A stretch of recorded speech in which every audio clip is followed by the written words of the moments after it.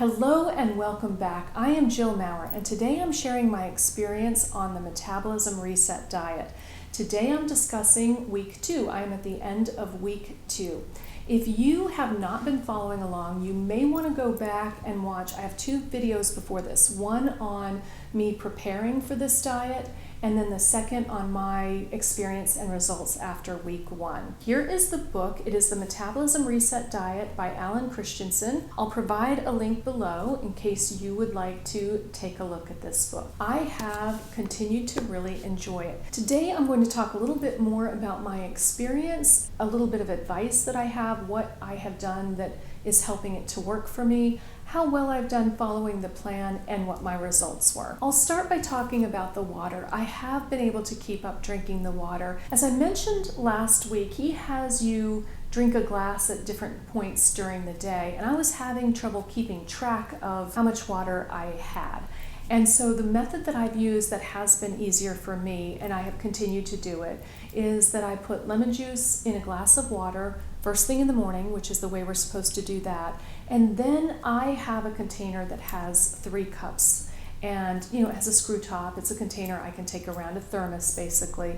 So I drink 2 of those throughout the day, and then I have another glass of water after dinner, and that is my 8 glasses. Whatever works for you. A mason jar, a big mason jar, is 4 cups, so you could do that twice a day. Whatever works for you. Just find a system that works for you, because he was doing it at specific times, and it's just, good on you if you can do it, but it was a lot for me to keep track of. Regarding the shakes, so you have a shake for breakfast and a shake for lunch, and he does have a lot of shake recipes. I do like a lot of them. I also have made my own just using his little formula. I do appreciate those. What I'm finding is they're much, much more filling than the shakes that I normally had. And I was afraid that I wouldn't like them originally because they're made with water. And I have always made mine with almond milk or cashew milk, something like that. And I thought, they're just not going to be that filling, and they are. But the reason they are is because you add that green banana flour or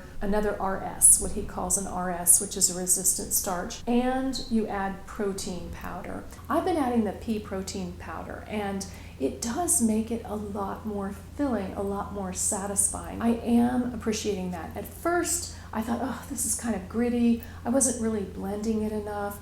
And one trick I have is that if there's enough water, and a lot of these shake recipes I don't think have quite enough water. I usually need to put a little bit more water in them to make them work. But what I have found is that if I put everything in but the ice and blend it a good long time, just let it blend for that 3 to 5 minutes, and then I put the ice in afterward and blend it again, then I have a shake that is very well blended and all the powders are not gritty, and is still cold, because if you put the ice in first and let it blend for a long time, it warms the shake up a lot. So that is what I have been doing. Another thing I'll tell you is a lot of his recipes call for some spinach to be put in the shake. Don't fear that spinach. If you get the baby spinach and you put it in there, it does not affect the flavor. I have gone ahead and put it in everything that I've made up, or not everything, but almost everything that I've made up. I'll put some spinach in there. It doesn't change the flavor at all. What it does change is it changes the color. It can either make it green or it can make it sort of a muddy color. If that bothers you, then that bothers you. If part of the appeal is a bright colored drink, that might bother you. But it is a good way to kind of sneak a little more vegetables, those green leafy vegetables that have so much nutrients. It's an easy way to sneak it into your day, breakfast and lunch. Since we've just talked about the water and the shakes, another thing I will tell you is the first 2 or 3 days on this diet, maybe even 4, I peed a lot. And I'm just telling you that so that I started this diet on a Monday. And the reason I did it was I was able to prepare over the weekend and feel like I was really prepared before I started my week. And I started my week running, and it was a good day to start. Fortunately, I'm in a situation where I work in my studio, and I'm always right near a restroom.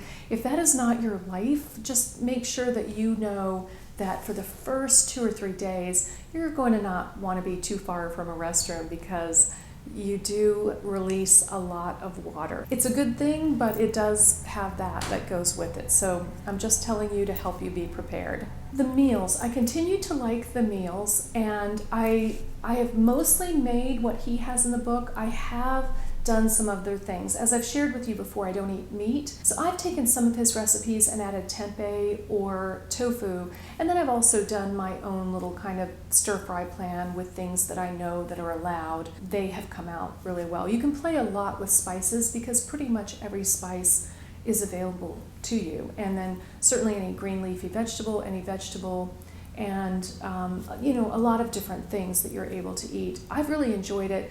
I do enjoy making more, doing a double, so that a double batch or a recipe that is for 4 to 8 people or whatever, so that I do have those portions saved. One of the things that I have super enjoyed about this diet is just not thinking about food as much. I know what I'm going to be eating. I don't think about it a lot. It's a nice thing. I am an avid cook, but there's also a lot of time and energy in that it's been kind of nice to relax and not do that. And I do want to take that forward, I think, in my life. Not that I won't actively cook a lot of different things, but that I will have these recipes that are just things that are my fallback recipes. Because when it really comes down to it, what you do as a habit is how you will be, kind of. And so I've enjoyed enough of these recipes that I will keep going with some of them in some form and have that be the basis of what I'm eating, and then experiment on the weekends, or when I want to really get in the kitchen and have at it, I will do that, but not every single night. I did not exercise this week as much as I should have, and that is, of course I have a million excuses. The weather was bad, I was busy, yada yada. They're excuses. I should have exercised more. That is something I need to focus on this next week. I just didn't get it done and need to do that. I do want to say a word about vitamins. I have not been taking vitamins, not because I'm opposed to them, but he had so many constraints in the book about what could not be in the vitamins that I couldn't find a vitamin that worked.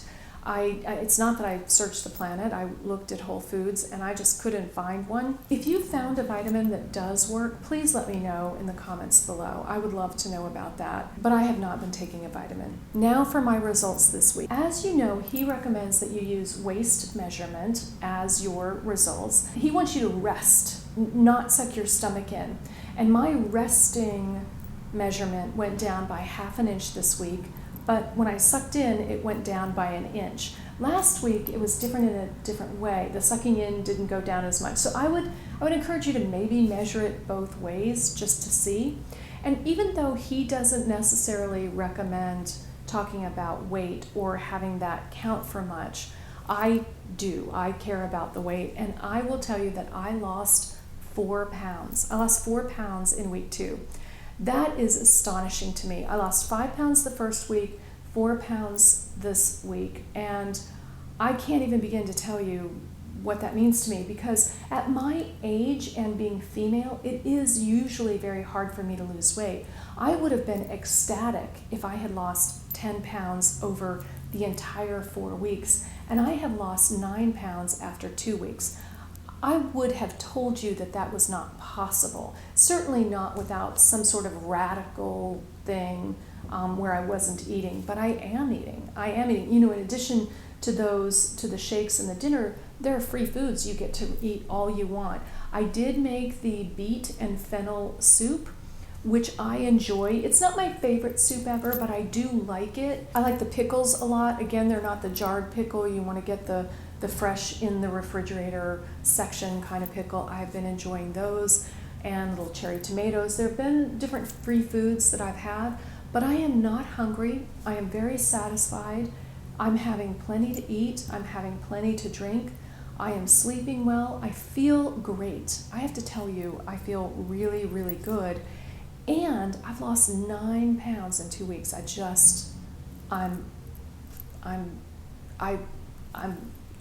I'm amazed. I really am amazed. If you like this video, please like, subscribe, and share. There are so many people out there who could really benefit from this information.